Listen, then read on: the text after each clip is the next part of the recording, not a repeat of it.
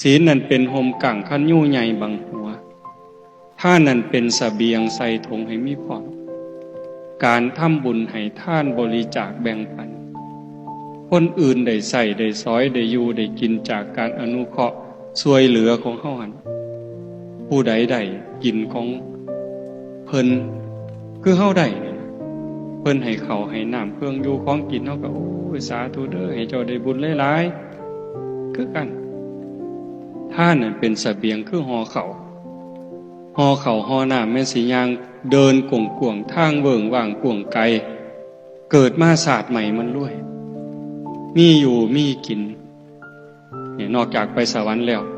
กลับมาเกิดเป็นคนใหม่มีอยู่มีกินให้หน้าก็หลายเข่าก็เต็มเหล่างวกไปนั่นก็มีงวกไปนี่ก็มีบ่ขาดบ่เคินพ่อหยิบพ่อใส่อยากเฮ็ดบุญก็ได้อยากซอยเหลือคนก็ได้สิกินเองก็ได้สิสร้างหยังก็ได้บ่ขัดสน